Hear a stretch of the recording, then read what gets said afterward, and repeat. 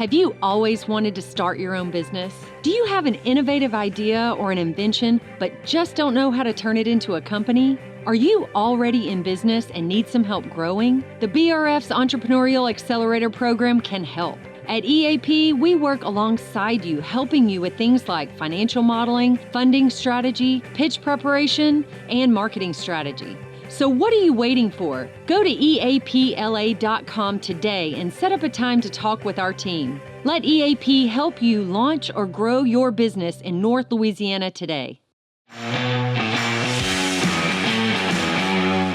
Welcome back to On the Cusp, Season 7. Got Matt back with me. But today, we've got our guest from Ruston, Louisiana, David McCandless, okay, with your consulting services. And David, tell us about yourself.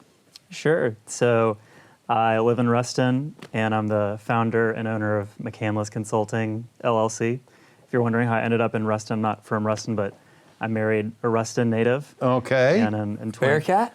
A Bearcat. Nice, yeah. Yeah, in 2020, felt like Jesus was inviting us to move back to Ruston, and then I got a remote job, and so that dream became a possibility. So we moved to Ruston, and I was working for Amazon at the time, remote, and started consulting on the side late in 2022, and really enjoyed that. And then at the very end of 2022, Amazon said, hey, we've had so much fun riding the COVID boom, but there's going to be mass layoffs in 2023. So if you want to leave now and take a sweetened deal, we bless and we release you. So my wife and I prayed, and we weren't scared about me losing my job, but saw it as an opportunity for the side hustle to become my full-time job. Wow. So we took the money and ran, and my side hustle became my full-time job. That's everybody's dream. Yeah. That is why you start the side hustle. That's right. So what is your business? What do you do for somebody right now? Yeah, so my goal is to help businesses better serve their customers with analytics and automation. And I try to explain it to people. If you've seen the movie Moneyball or you've read the book, there's the baseball pro, he's the general manager, Billy Beane, and he's willing to try new things. He's willing to take risks, do things differently, but he doesn't have the math firepower to get it done. So he finds this nerd named Paul in the movie. Right. And then Paul, he's not a baseball expert, but he can help him crunch the numbers so that Billy Beane outdoes his competition. So It's such a great story, movie. It is. It is. So you're the business owner's data analyst. I want to be the nerd for what business kind of leaders. data are you looking at? Yeah, so it really depends on the business. So one of my customers is a startup, so they're really focused on growing, and particularly through social media. So probably a realm you're familiar with. Right. A lot of data surrounding social media metrics, how much they're spending on ads. But honestly, most of my customers are from Ruston. Most of my revenue is from Ruston, so it varies from financial services to healthcare to professional services. So it really just depends on what do they care about? What are the metrics that drive their business? That might be quality metrics, that might be more financial metrics, and also depends on what their goals are. Like sometimes it's more, man, it takes way too long for us to finish this one process. We'd rather our employees be doing other things. Can you help us automate this? And then sometimes it's, hey, we can't get at the data in a way that we need to answer the questions that we want to be able to answer them as fast as we can. Can you help us move faster? Or can you help us, see a little bit deeper to make better decisions? Oh, that's cool. Yeah. Really now, when you do this, do you attach this?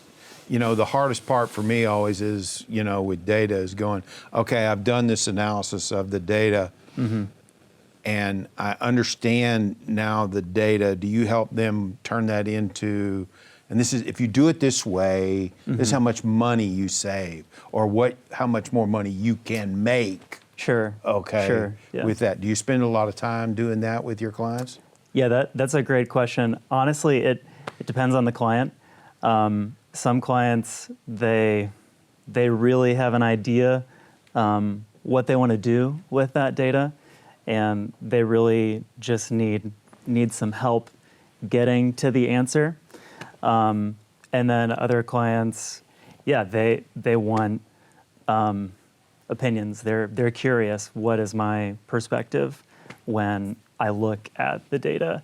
Really just depends client to client. But that is, I mean, that's the whole purpose. Right, that's what you're trying to do. A dashboard is pointless if you're not making and that's the decisions hard out of part. it. To me, that's always been the hard part when, you know, running a business accelerator, people come to me and say, well, we got all this data and we're going to make money off this data. And I'm going, okay, who's your data scientist that's telling you how you're going to make the money? In so many of my meetings with business owners, they are trying to make decisions without the data. I see that all the time. And I'm like, okay, well, what are your numbers? Like, it's funny because right before we started, I told you, like, I hate data. Yeah. And now that we're thinking about it, I'm like, I'm the guy always telling them, like, where's the data? Like, but I think that's a common mistake. A lot of business, we said we're not saying small business anymore.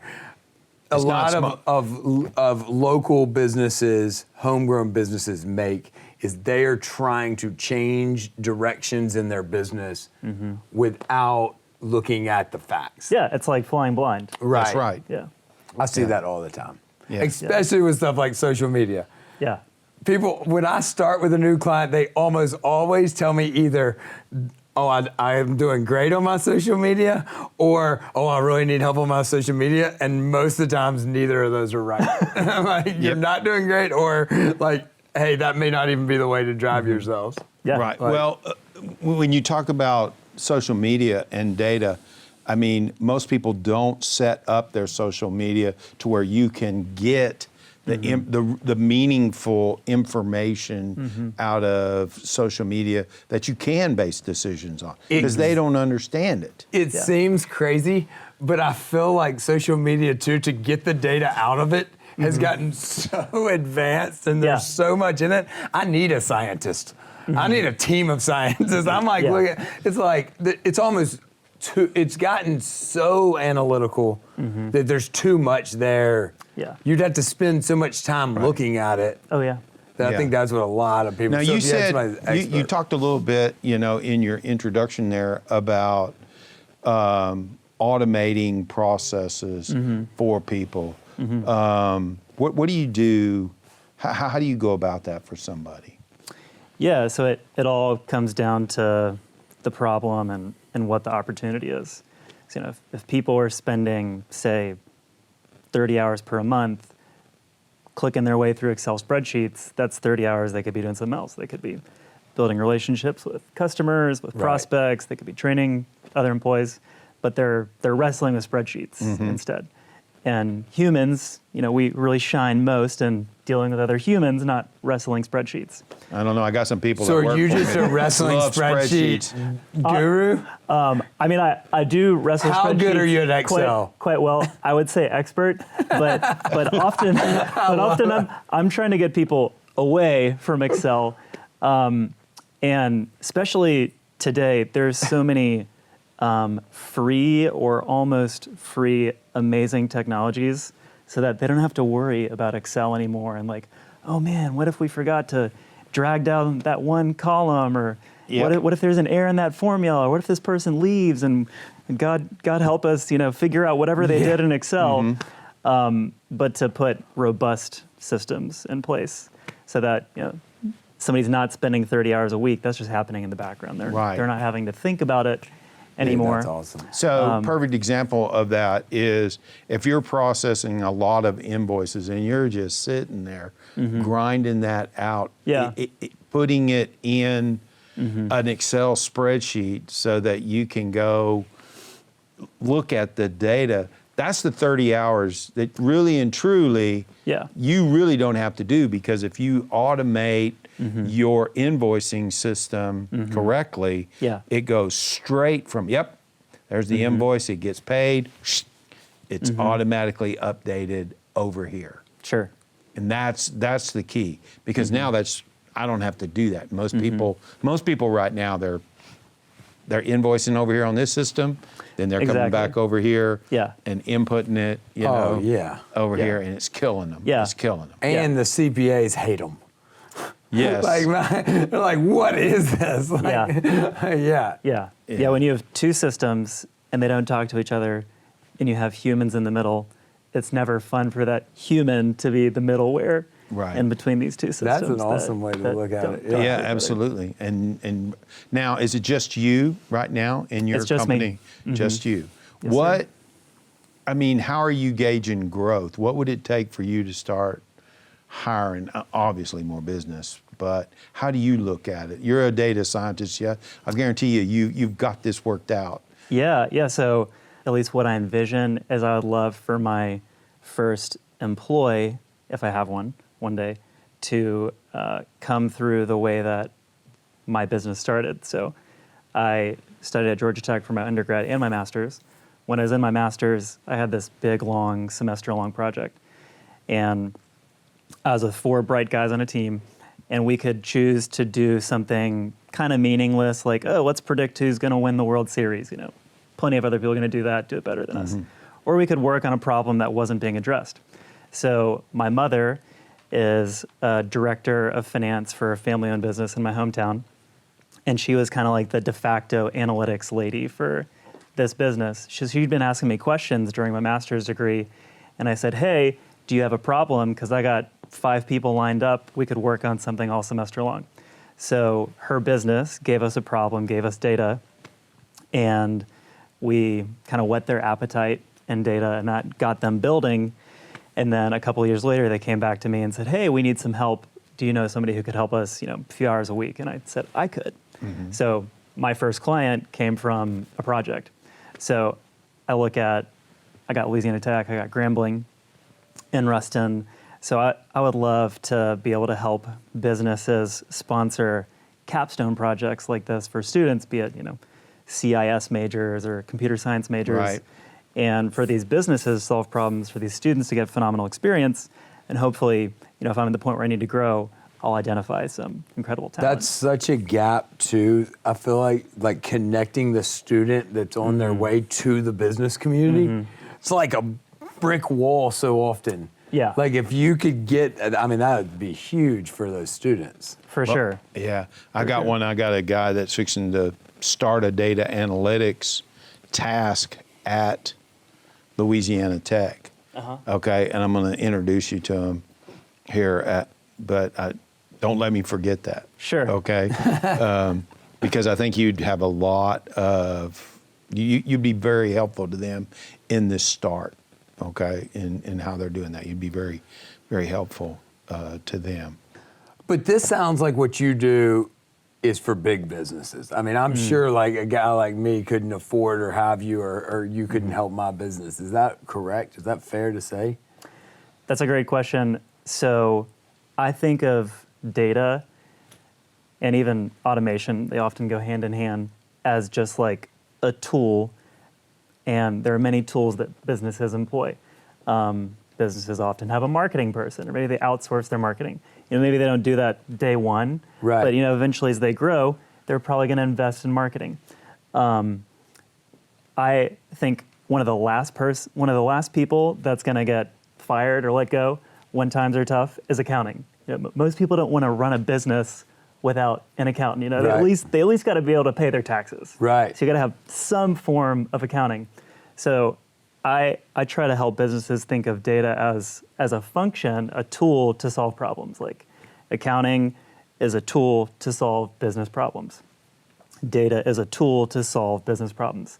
And I think it's often thought of as like a nice to have, not a must have. Yeah. And I would agree with that. I think if times are lean and you got to let people go, please keep your accountants before you, I would keep an accountant rather than a data person. Yeah. If I were a small business owner and had both those resources. I think I'd get rid of the accountant for the money ball. like, let's go make something happen, David. Yeah. Like that accountant's not making anything happen except my taxes get paid. Sure.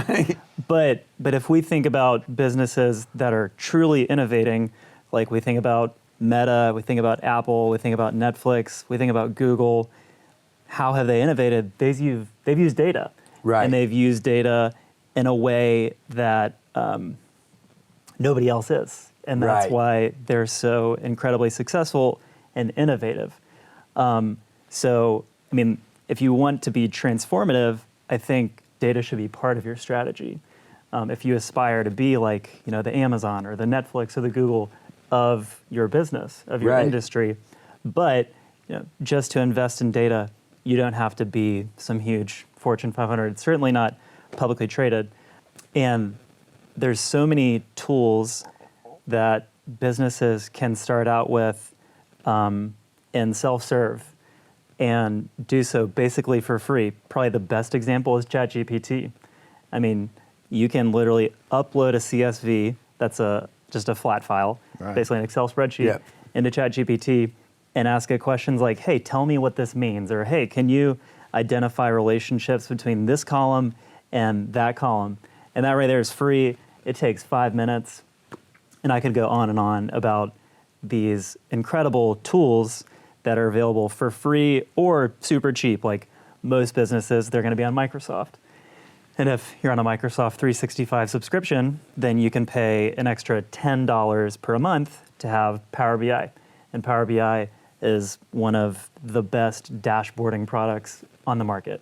Don't take my opinion. Go look at Gartner and all these people. I got to go check and see if the BRF has that in their package.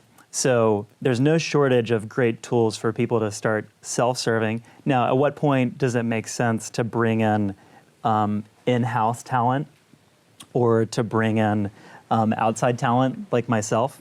I think it just depends on what the opportunity is. Like one of my customers, they're a startup. They have maybe 30 employees. And data is valuable enough for them that they've brought me on board to help them. Whereas I can think of, maybe if you're a 30-person restaurant, I don't think you need a data guy. You don't need somebody like me. So really just depends on the business and what the problem is to be solved again. Well, I think there's also a cultural change going on right now in a positive way.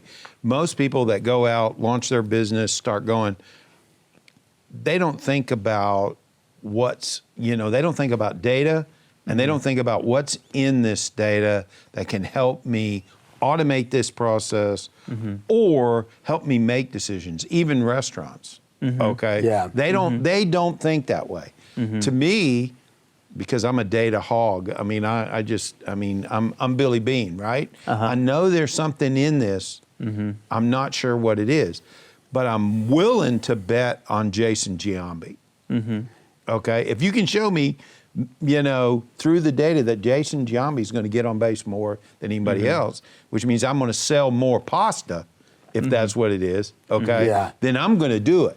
And I think you got to literally change the way you look at your business process and look at data. And if you do that, and to me, it doesn't matter what you are. Okay? The time of setting it all up, too, to have somebody like you that knows what they're doing, that one can do it a lot faster and get you set. I'm sitting here thinking of myself. I'm sitting here thinking of tons of clients I have of like, holy smokes, if David could come in and just get us set in a way where we solve our data in a quicker fashion. I kind of know the data I want to look at. I kind of know how to get to it, but it takes me a long time to get to it. And my time is really valuable. Exactly. That's right. And so time is money, definitely. So but I think you're onto something. This is super understanding what data you're going to collect, okay, when you start it, is absolutely key. If you could make me get to my data instead of it taking me an hour and a half each time, take 10 minutes, there is real value there. Oh, yeah. Because if I look at that data once a week, so that's 52 hours in a year more you just saved me, that would be a game changer. Yeah. So what would be the one thing you would tell a business owner right now they need to think about with their data? And I mean, I'm talking, I don't care whether it's cash register, receipts, all the way to ordering, supply chain management. What piece of advice would you give them?